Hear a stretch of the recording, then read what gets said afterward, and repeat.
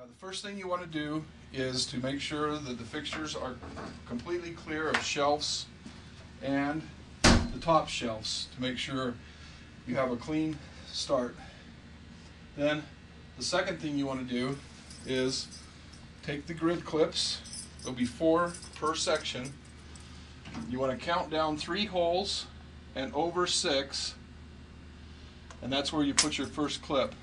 Then same thing from the other side. 1, 2, 3, 4, 5, 6, and 3 down. Then 9 holes down from the top. 1, 2, 3, 4, 5, 6, 7, 8, 9. Place your next clip. Same here. 1, 2, 3, 4, 5, 6, 7, 8, 9. Now you've got your grid ready to be placed. Once you've got your clips in place, you want to take your grid. Make sure you put the vertical bars to the back. Raise the grid above the clips.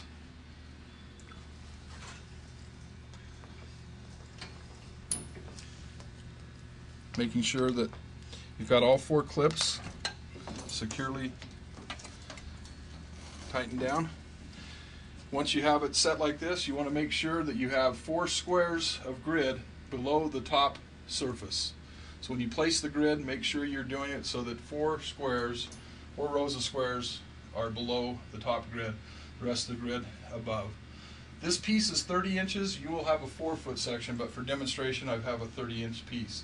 Next, you'll want to zip tie the grid to the extension bar. So you take your zip tie, run it through the extension bar, around the grid, zip tying it tightly to the fixture. Then take your second zip tie and secure another one towards the bottom.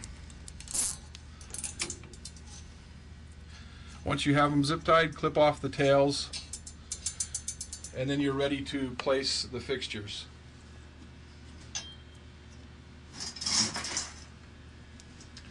Take your arm, which has a pre-drilled hole, the sign holder, and one of the pins,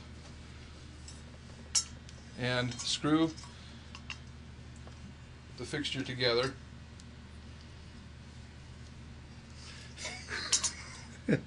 Maybe. Okay, once you have it together, you want to have the sign perpendicular to the arm. The hook here hooks right over the grid. Just like that. You'll want to set these according to your planogram and space them out. You can put them anywhere you want, on the outside edge, or you can put them on a crossbar. That's why you wanted to have the vertical bars toward the back, so that you could hook the arm right over a cross section.